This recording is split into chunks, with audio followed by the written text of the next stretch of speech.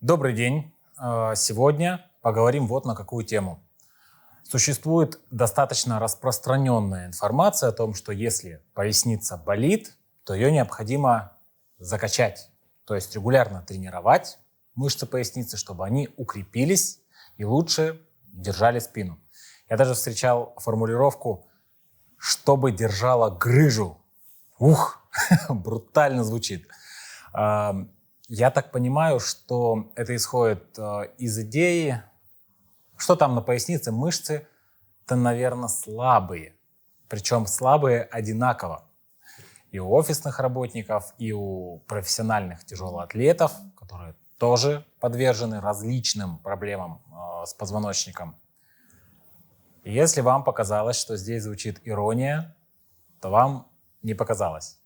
Давайте посмотрим на это через призму логики.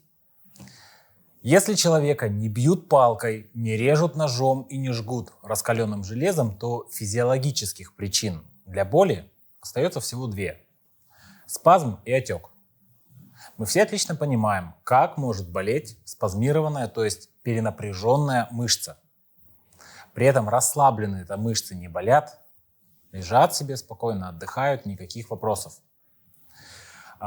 Здесь речь, по сути, про ту категорию людей, у которых боль в пояснице обостряется после физических нагрузок. Сумки, коробки, потаскал, в наклоне что-то поделал, спазмированные мышцы напряглись еще сильнее, здравствуй, боль. Таким людям нужно полежать, чтобы поясница отдохнула и боль прошла. Ну, понятно же, что нагружать эту поясницу еще дополнительно упражнениями не очень хорошая идея. Получится просто очередное обострение. А чтобы получить хороший результат, есть хитрость. Зная рефлекторные закономерности работы мышц, мы можем выполнить упражнения для мышц брюшного пресса и тем самым помочь пояснице расслабиться. Всего два основных упражнения и одно дополнительное. Сейчас я их покажу. Располагаемся лежа на спине. Это можно делать дома просто на полу.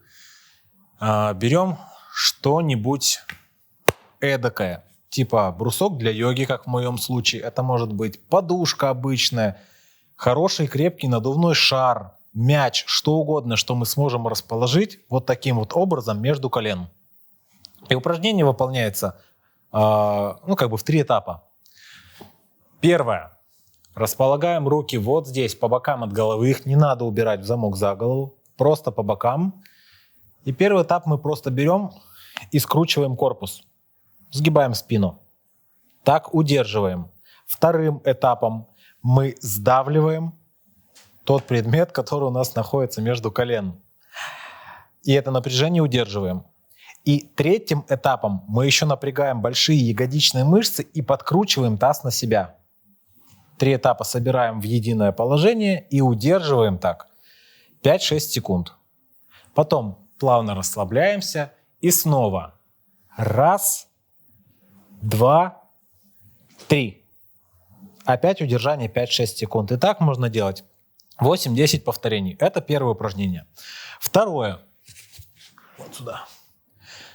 Конечно, лежа на полу, это делать удобнее. Там нужно будет руки вот так развести в сторону, чтобы была опора. Но я здесь, в принципе, справлюсь вот таким образом.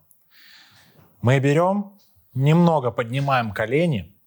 Желательно, чтобы получалось 90 градусов и в коленном, и в тазобедренном. И отсюда плавно наклоняем в одну сторону ноги и в другую. Глубину наклона мы можем контролировать. По собственным ощущениям должно быть комфортно.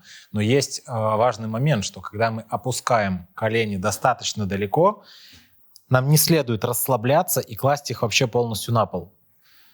Нужно оставлять хотя бы небольшое расстояние до пола, чтобы сохранялось напряжение мышц живота. Можно даже пару секунд их удерживать в таком положении, немного на весу. И плавно возвращать наверх и на другую сторону. Туда, сюда. Это можно выполнять и 10, и 15 наклонов в каждую сторону. И это является вторым упражнением.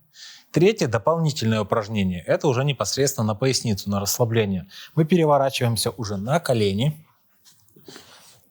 Эта поза еще известна как поза ребенка, поза эмбриона. Вот таким образом садимся на колени. Можно вместе. Большинству людей удобно чуть развести их в стороны. Опять же, можно упереться на локти. Можно руки вдоль по полу вытянуть. Здесь любое положение можно занять. Главное, чтобы поясница была в этом моменте максимально расслаблена. То есть вот таким образом легли и лежим. Добиваемся максимального расслабления поясницы. И в таком положении можно лежать 3, 4, 5 минут. Опять же, по ощущениям, сколько нравится, столько лежим. И в сумме это все будет занимать, все 3 упражнения, максимум 5-6 минут. Этого достаточно для того, чтобы включить мышцы живота и расслабить мышцы поясницы. Разумеется, нужно понимать, что упражнение – это временная поддерживающая мера. Если в вашей жизни присутствует боль, то 2 упражнения не заменят работу специалиста. Для каждой боли есть причина. Ее нужно находить, устранять и желательно не затягивать с этим. Потом будет только сложнее. Возможно, найдутся зрители, которые скажут: подождите, но у меня или моего друга, брата, свата болела поясница, мы тренировали именно поясницу, и никакого обострения не было. Наоборот, было лучше. Как так? И я вам на это отвечу, что в сегодняшнем видео мы разбирали ситуацию, когда болит спазм. Это случай обострения именно после физических нагрузок. И тогда все вышесказанное является актуальным. Но ведь есть же и вторая ситуация. Мы говорили об этом, когда болит отек. И вот тогда, наоборот, состояние покоя будет усиливать боль, а физическая активность, наоборот, ее снижать. Тут я сохраню интригу. Мы посмотрим по вашим откликам, насколько вам эта тема вообще интересна. Если да, то мы снимем 2-ю часть, в которой разберемся, что это за отек такой, что там вообще может отекать, как это происходит и что с этим можно сделать.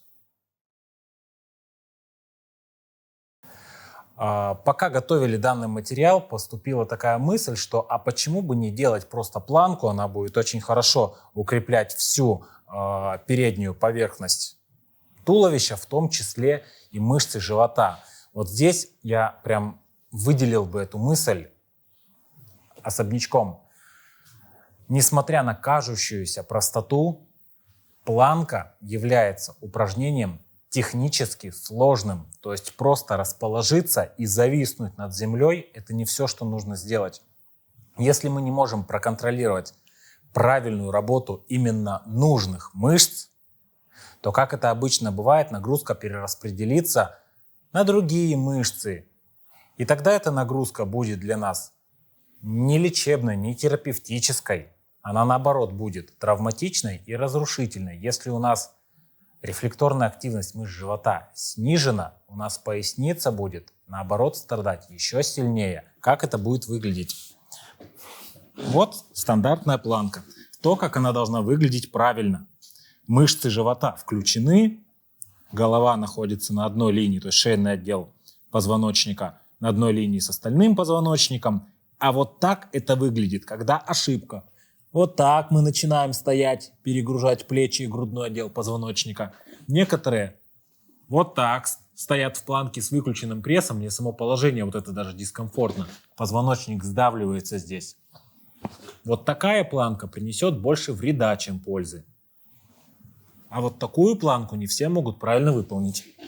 Поэтому нам упражнения нужны попроще на первых этапах, где мы можем проконтролировать работу каждой мышцы, не допуская ошибок.